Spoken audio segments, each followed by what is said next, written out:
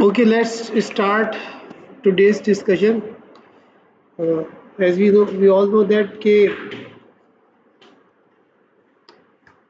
only thing we are changing in any neural network algorithm is the change in weight.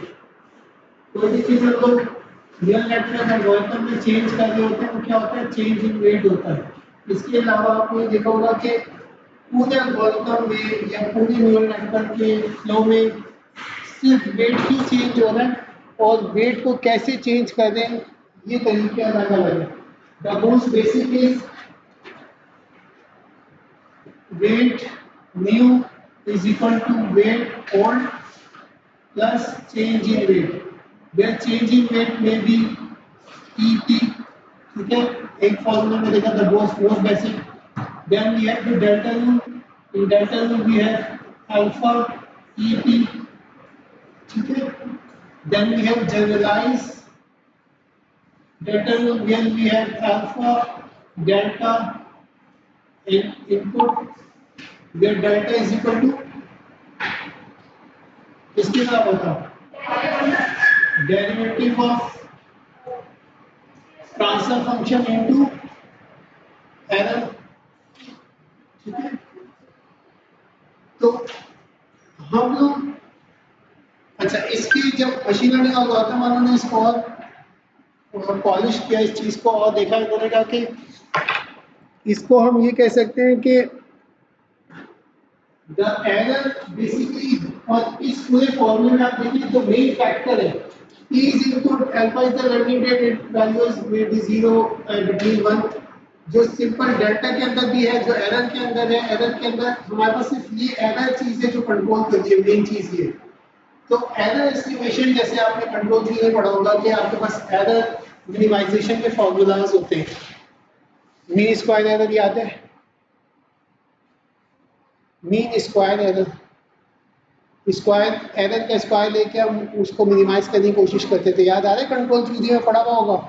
तो हमारा मकसद सिर्फ reference देना कि आपको पता हो कि कौन जगह भी इस एरर को रिड्यूस करने में कंट्रोल थ्री की इसके एग्जाम में दे रहा हूँ कंट्रोल थ्री में जब फीडबैक जा रहा होता है तो यह फीडबैक तो सेट वैल्यू या रेफरेंस वैल्यू से आपकी फीडबैक वैल्यू मैच करनी चाहिए। अगर मैच नहीं करेगी देयर इज एन एरर उस एरर को रिड्यूस करने के लिए देन यू आर यूजिंग के की प्रोपोर्शनल गेन यूज करते हैं इंटीग्रल गेन यूज करते हैं या डेरिवेटिव गेन यूज करते हैं ठीक है।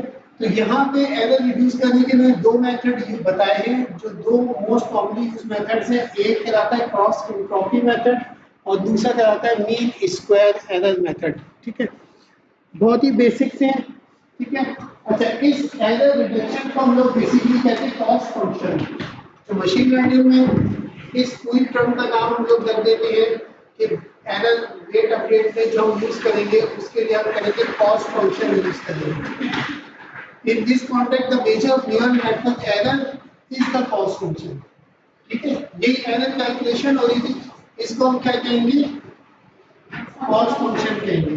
कॉस्ट फंक्शन बेसिकली इसको रिलेट किया जाता है कि आपका एरर जितना ज्यादा होगा उतनी ज्यादा कंप्यूटेशनल कॉस्ट लगेगी उतनी ज्यादा आइट्रेशन लगेगी उसको रिड्यूस करने के लिए।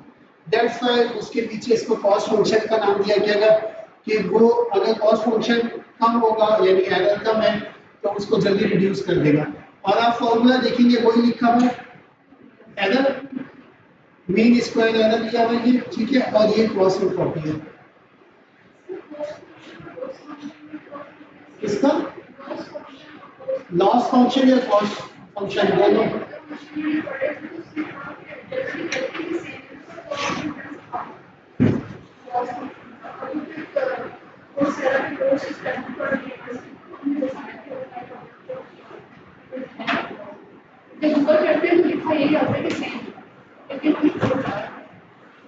हो सकता है कि कुछ किसी टाइप्स को कॉस्ट फंक्शन के अंदर किसी को लॉस फंक्शन में वैसे जहाँ तक मेरा अंदाज है जहाँ तक मेरी नॉलेज है मेरे ख्याल से एक ही चीज़ है। अगर स्पेसिफिक चीज़ आपको पता है नॉलेज हो तो नेक्स्ट क्लास में लेके आएगा विल डिस्कस। अच्छा है कि मेरी नॉलेज में इजाफा हो जाएगा ठीक है। यहाँ पे हम लोग सिर्फ दो को डिस्कस कर रहे हैं क्रॉस एंट्रोपी को और एक जो है ना मीन स्क्वायर एरर को।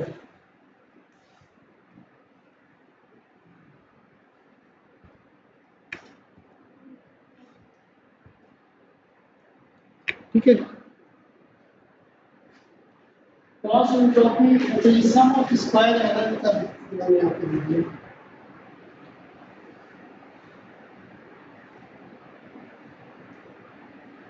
अच्छा, यहाँ पे simple is D minus Y का ग्राफ प्लॉट किया है। व्हेन यू हैव डी और वाई की वैल्यू सेम होगी, एरर जीरो है। ठीक है, अगर डी की वैल्यू बढ़ती जाए, वाई की वैल्यू कांस्टेंट रखी, डी की वैल्यू आप बढ़ाते हैं, तो you have a positive error. ठीक है, जो इंक्रीज होता रहेगा। और अगर वाई डी की वैल्यू ऐसी रखें, वाई की वैल्यू बढ़ाते जाए, तो आप नेगेटिव साइड पे आ जाएगी और then you have error increase in the negative domain. ठीक है, तो ये पैराबोलिक आई थिंक कहलाते हैं, कर्व बन जाते हैं शेप। इसमें ऐसे कुछ उतना ज़्यादा है नहीं, आपने अपने सिस्टम को ऑप्टिमाइज करना है तो it should be somewhere near zero, D minus Y आपका it should be approximately zero. हमने लास्ट टाइम देखा था, जो हमारे पास मसला आ रहा था लास्ट क्लास में, उसमें यही था कि उससे पिछली वीक वाली क्लास में जो हमारे पास इश्यूज थे, हमारे पास 0 1 थे। yesterday वाली क्लास में we have sigmoid function give value between 0 and 1। तो जब आप अपने टारगेट से मैच करें तो you have some decimal point value, वहाँ पे आप फंक्शन को इजीली लगा सकते हैं। लेकिन वंस यू हैव 0 1 कैपेबिलिटी, तो वहाँ पे ये इतना इफेक्टिवली काम नहीं करेंगे, क्योंकि जब आप 1 का स्क्वायर लेंगे इट्स मेन 1। ठीक है। अच्छा, क्रॉस एंट्रोपी मेथड में क्या होता है कि जब आप इसकी वाई की वैल्यू इंक्रीज हो रही होती है, यानी कि आउटपुट आपका इंक्रीज हो रहा है, डी आपने जब बंद रखा तो एरर रिड्यूस होना शुरू हो जाता है। ठीक है, इसी तरह वाइस वर्सा होता है। दूसरा टर्म इसमें है कि नहीं,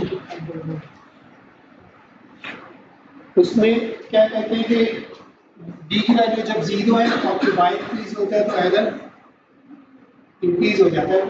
that's basically D minus Y है, तो अगर डी 0 है, वाई की वैल्यू इंक्रीज होगी तो ये रिवर्स इंक्रीज होगी। क्रॉस एंट्रोपी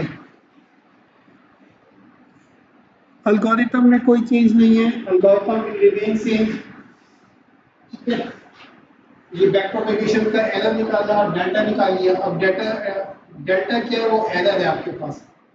ठीक है, पहले क्या था कि जनरलाइज डेल्टा रूल यूज कर रहे थे, तो हमारे पास फॉर्मूला कुछ ये वाला था। ठीक है, तो यहाँ पे एरर के इक्विवेलेंट हो जाएगा और बाकी प्रोसीजर सेम है जो बैक प्रोपेगेशन का आपने कल किया। तो अगर हम देखेंगे हमारा एल्गोरिथम सेम रहेगा। एल्गोरिथम क्या है, initialise the weight, give the input, check the error. अब और अगर मल्टीपल लेयर है तो find the error on for each layer, update weights, reiterate the same process until you have converged somewhere। ठीक है, तो ये इसकी कोडिंग है, बुक मैंने आपको सेंड की थी। कोडिंग आप लोगों ने देखी, कुछ समझ में आया कोडिंग में कि नहीं समझ में आया? तो ये फंक्शन बनाया गया, फंक्शंस पता है प्रोग्रामिंग तो बड़ी थोड़ी। ये बैक प्रोपेगेशन का क्रॉस एंट्रोपी का फंक्शन है, जो आपका इनपुट लेगा वेट 1 वेट 2।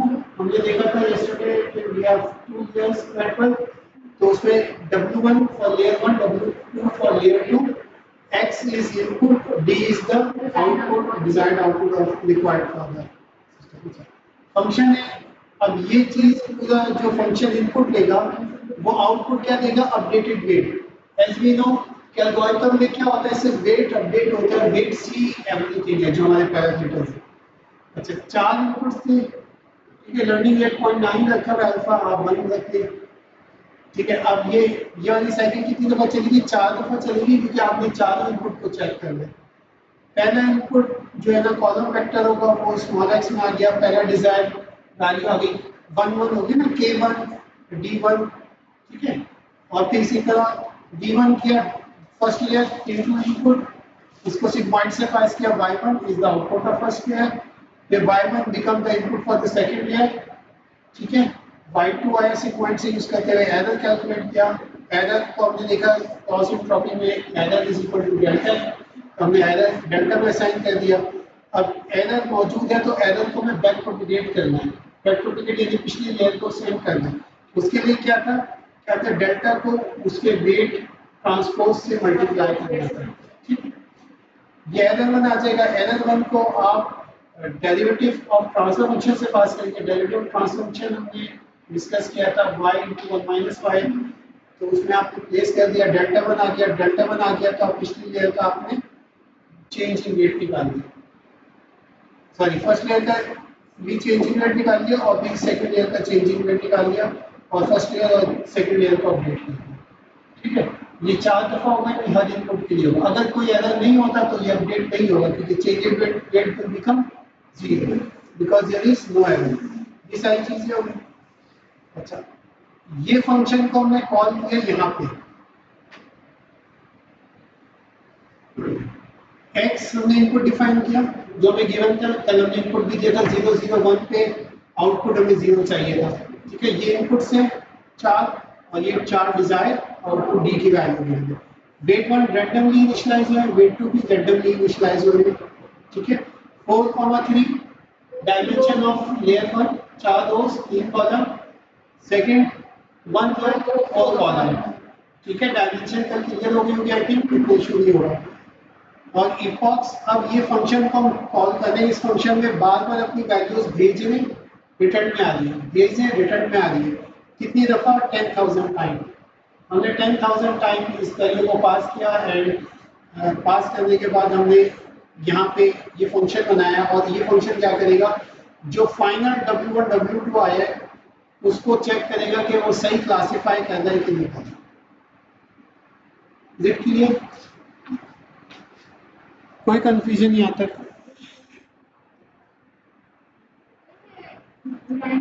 से पहले 2 मल्टीप्लाई हो रहा है और माइनस वन हो रहा है जब हम वेट की वैल्यू दे रहे हैं।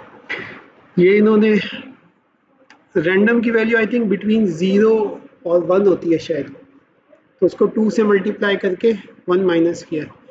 अगर जैसे 0.9 होगी तो उसको ट्वाइस कर लिया है और फिर 1 से माइनस लेके आया क्या आपकी वेट की वैल्यू 0 से 1 रह जाए। तो अगर आप चाहें तो कर लें, चाहें तो नहीं करें, क्योंकि रैंडम वैल्यू कोई भी हो सकती है।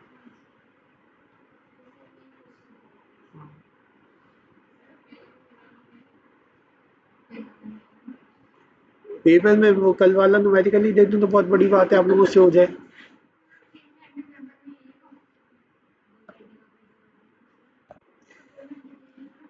अच्छा, ये वाला कोड है, ये कंपेयर कर रहा है बेसिकली।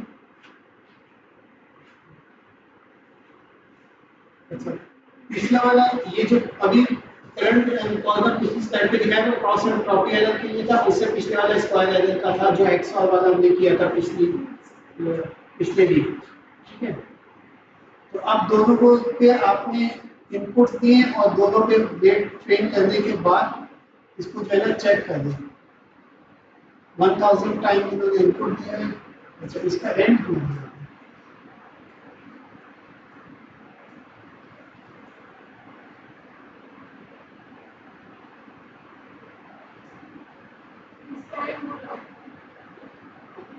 इसका एंड यहाँ पे क्यों है? मेरे ख्याल से कोई एक कोड जो इसमें आई हुई दिखाया है। अच्छा, ये सही है।